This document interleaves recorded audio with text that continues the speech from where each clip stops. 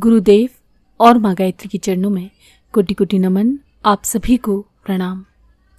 माँ गायत्री का प्रादुर्भाव कैसे हुआ? भगवान ब्रह्मा से ही ये सब कुछ उत्पन्न हुआ है। सृष्टि उत्पन्न करने का विचार उठते ही ब्रह्म में एक स्फुरना उत्पन्न हुई जिसका नाम है शक्ति। शक्ति के द्वारा दो प्रकार की सृष्टि उत्पन्न हुई, एक जड़ और दूसरी चैतन्य।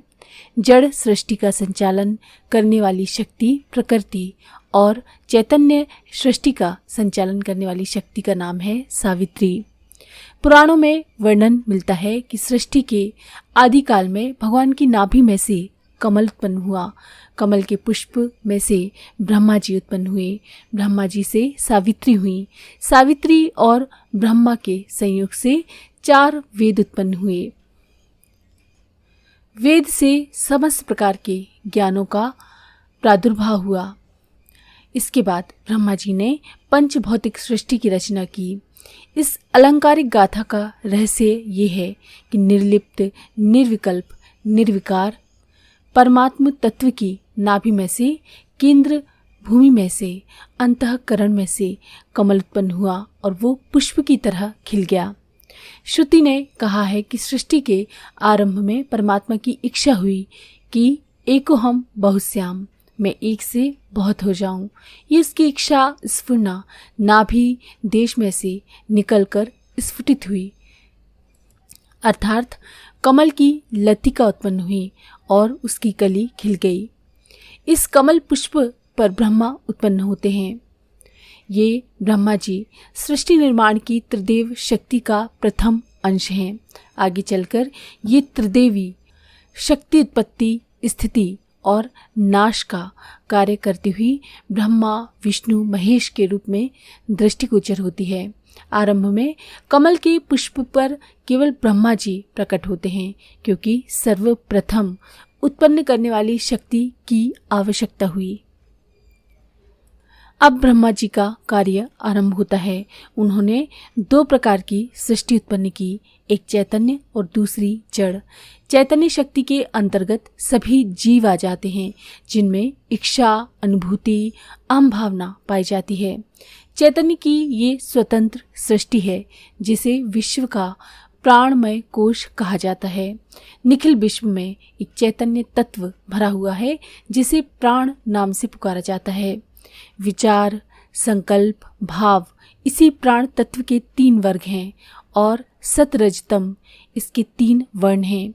इन्हीं तत्वों को लेकर आत्माओं के स्थूल, सूक्ष्म और कारण शरीर बनते हैं। सभी प्रकार के प्राणी इसी प्राण तत्व से चैतन्यता एवं जीवन सत्ता प्राप्त करते हैं। अब जड़ सृष्टि की बात करते हैं। जड़ सृष्टि निर्माण के लिए ब्रह्मा जी ने पंचभूतों का निर्माण किया। पृथ्वी, जल, वायु, तेज, आकाश के द्वारा विश्व के सभी परमाणुमय पदार्थ बने। ठोस, द्रव, गैस इन्हीं 3 रूपों में प्रकृति के परमाणु अपनी गतिविधि जारी रखते हैं।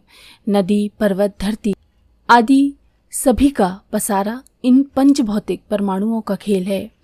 प्राणियों में स्थूल शरीर भी इन्हीं प्रकृतिजन पंच तत्वों के बने होते हैं। जड़ और चेतन दोनों सृष्टि में क्रिया होती है।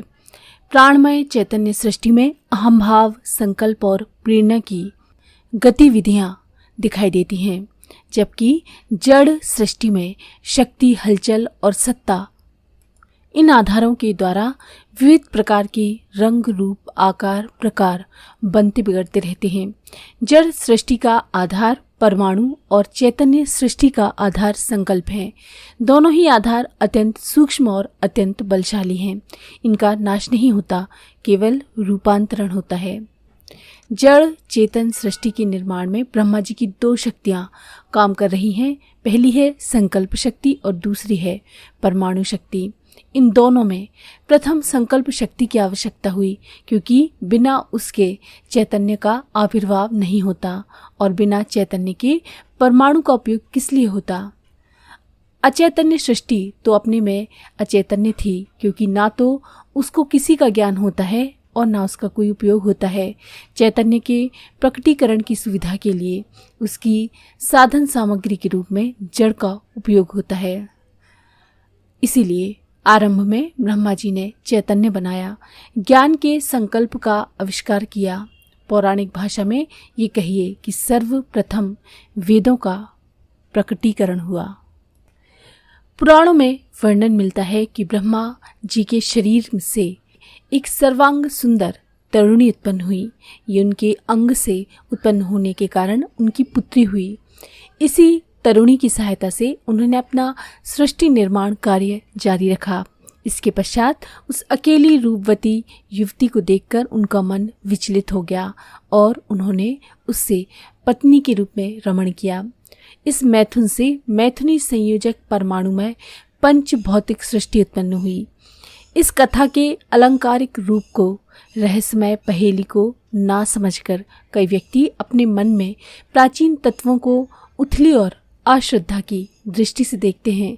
वे भूल जाते हैं कि ब्रह्मा जी कोई मनुष्य नहीं है और ना ही उनसे उत्पन्न हुई शक्ति पुत्री या स्त्री है और ना पुरुष स्त्री की तरह उनके बीच समागम होता है। इस सृष्टि निर्माण काल के एक तथ्य को गूढ़ पहेली के रूप में अलंकारिक ढंग से प्रस्तुत करके रचनाकार ने अपनी कलाकारिता का परिचय दिया है। ब्रह्मा निर्विकार परमात्मा की शक्ति है जो सृष्टि का निर्माण करती है। इस निर्माण कार्य को चालू करने के लिए उसे दो भुजाएं दी गई हैं जिन्हें संकल्प और परमाणु शक्ति कहते हैं। संकल्प शक्ति चेतन सत संभव होने से ब्रह्मा की पुत्री है।